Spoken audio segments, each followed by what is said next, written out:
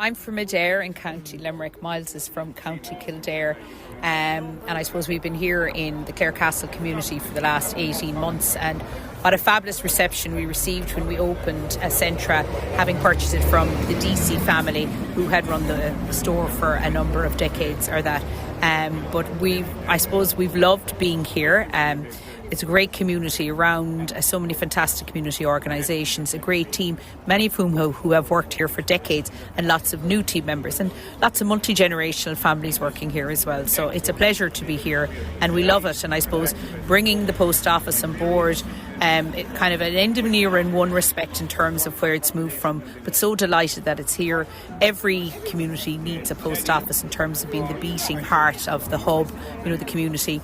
And when the opportunity arose, and special thanks to everybody who helped us along this journey, we just immediately, I suppose, felt compelled to do our all to make sure that it would remain in the community. And here we are today in Centra, Clarecastle with An Post, officially open, and delighted, to be able to serve, I suppose, the community of Clarecastle that little bit further. There have been other parts of the county where there's been difficulty in finding new postmasters to fill vacancies. What made you want to take it on?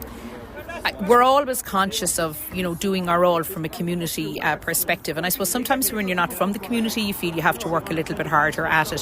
Thankfully, all of our team are from the community, and realising just the pivotal difference. And we see already, the queues that have been forming here. Post offices are a central part of everything that happens.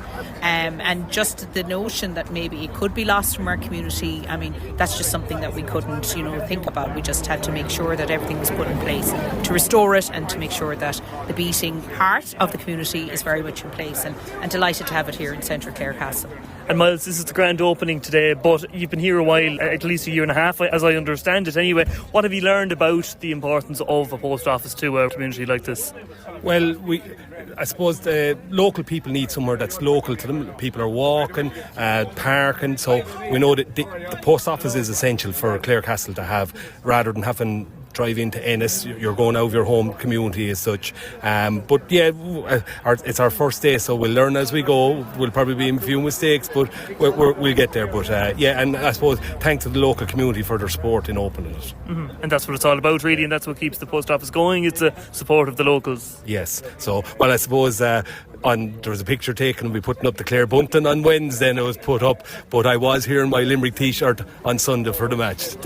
We have to have a bit of banter too with it in the community, Clarecastle Fianna Fáil Councillor Tom O'Callaghan, thanks for speaking with me. As a local representative of Clarecastle and indeed as a postmaster, somebody heavily involved with the post office, what can you tell me about today? How significant is it to the area? Well, first of all, I think it's an emotional day for me, thinking of, say, Jerry, after finishing up after 35 years. Fantastic role model for the network and post office, and will be missed.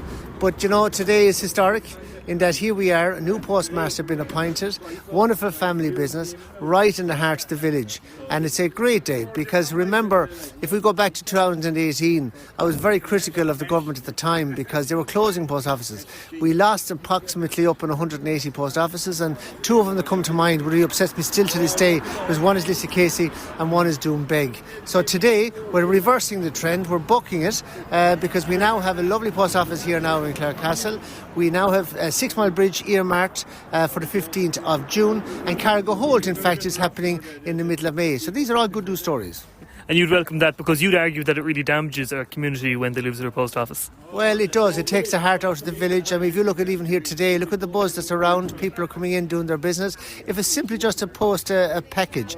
But really more to the point is, I'm very concerned that the government still is not doing enough. Now, we have got a subsidy through to the support of myself and others and lobbying quite significantly, but more has to be achieved.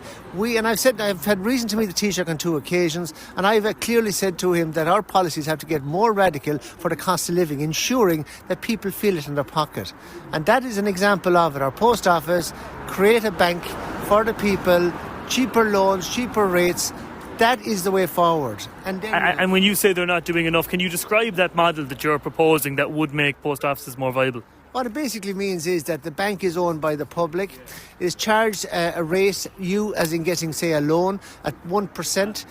Then you can fix a mortgage at 20 years. It would effectively mean if you had a mortgage of 350,000, you would save 7,000 in interest a year. That would be a game changer. And also it means that the profit from that bank would be right around Ireland. And I give an example of New Zealand. They have the same number of post offices. They created this bank for the people. They're generating 100 million net profit, but that money goes back into their community and the public have cheaper loans. That to me would be a great day, and that is where we have to go. And have you got any commitment from anybody at a government level that they might consider that or look at it at least? Well, that's where I have the concern. Back in 2016, I got a private member's motion unanimously passed. That, by the way, is still there on the shelf. In that it said we need to subsidise the post offices. Up to 2 years ago, I was getting significant amount of letters from former ministers saying, oh, we don't subsidise the network. Suddenly, we have now achieved that. So the government is now beginning to listen. We've got 75 million for the next 5 years, which is now going to secure the sites that we have. But more importantly, we now need to look at a viable model. But again, I'm going to reiterate, this model is for the people. And I believe that the people have to benefit. And again, seeing this office open, seeing people here being able to do their business in their local community is a positive step for everyone involved. Mayor of Clare, Paul Murphy, how proud a day is this for you as a local representative here in Clarecastle? Sure, it's a great day, Seán. I suppose it's the start of something new. You know, look at we had the closure of our post office down the street only last week, but these things, I suppose, it's the herald of a new beginning for Elena and Miles here as well, that we have it brought up the street here. It'll enhance the services that are here at the shop, and we look forward to continued prosperity for the village on the back of it. And perhaps a sigh of relief for the village as well, because no village, and Clarecastle of course has lost a few services over the years. No village likes to see their services reduced. That's right. Look, at a post office is critical for any I suppose thriving community, which is what we have here in Clarecastle. So it's brilliant that the Canes stepped forward and tendered for the post office. So it's where you get your basics done, your television licence, your dog licence, the payments, whatever. So that's critical, because otherwise people would be going up to NS or going wherever, whereas you get your stuff done here in the village, you go into the shop, it's all the basics, it's all in the one stop. So that's very welcome anyway. And we're observing the nice public realm improvements here today at Clarecastle shop, which I know were something that you were pushing for quite a while. So good to see progress for the village. Where do heads turn now when it comes to improving Clarecastle? What's the next priority in your view? Well, look, just there last week we had the launch of the community plan, Seán, and we're in the process of getting a new village team together as well. So that'll dictate where we go to next. The plan is not set in stone. That's a kind of roadmap on many ideas that we do have for the village.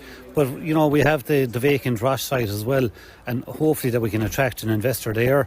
So, there's big things on the horizon for Clarecastle, but I guess attracting an investor for that Rosh site, to me, that's critical, and that's the one that we have to work on first and foremost. And it'll ensure the viability of livelihoods here, you would hope.